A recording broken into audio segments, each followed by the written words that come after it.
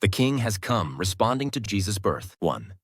Jesus' birth reveals God's sovereign plan. Matthew chapter 2 opens with the birth of Jesus in Bethlehem. During the time of King Herod, wise men from the east come to Jerusalem asking, "Where is the one who has been born King of the Jews? We saw his star when it rose and have come to worship him." Matthew chapter 2 verse 2.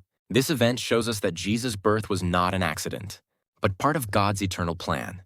The star that guided the Magi was a sign that God himself was revealing his Son to the nations.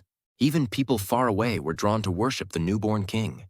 For us today, this means God works through history, nations, and even the stars to fulfill his promise. He still leads people to Jesus.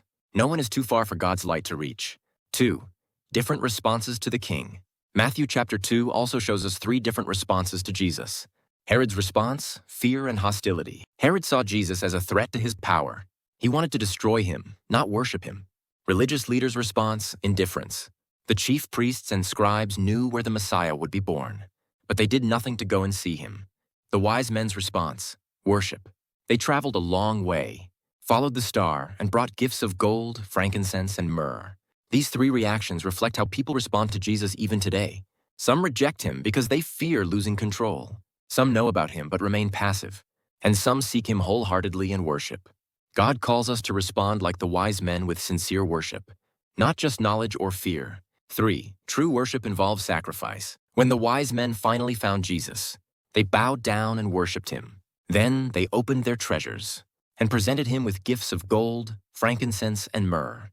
Matthew 2:11. True worship is not just singing or attending church. It is giving our hearts, our time, and our treasures to the Lord. Gold represents honor for a king. Frankincense represents worship and prayer. Myrrh points to Jesus' suffering and death for our salvation. These gifts remind us that Jesus is King, priest, and Savior. When we meet the King, we cannot leave empty-handed. We give him our best. 4. God guides and protects his people.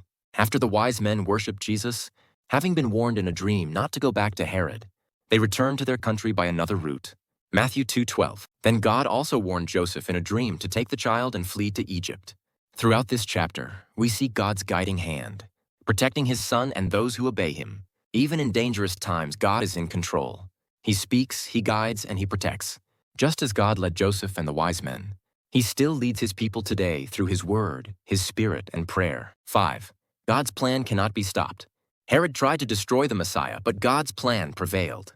Jesus was protected, the prophecy was fulfilled, and salvation history moved forward. No power on earth can stop God's redemptive plan. Even today, when the world seems dark and evil appears strong, we can trust that God's plan will be accomplished. Jesus is King. He reigns above every power and authority. Conclusion: how will you respond to the King? Matthew chapter 2 is more than a story about wise men and a star. It's about how people respond to Jesus. Will we respond like Herod with fear and resistance? Will we respond like the religious leaders with cold indifference? Or will we respond like the wise men with hearts of worship and obedience? God revealed his Son to the world as the true King. The star still shines not in the sky, but through the gospel. He calls us to seek him, worship him, and follow his voice. For unto us a child is born, to us a son is given, and the government will be on his shoulders. Isaiah chapter 9 verse 6.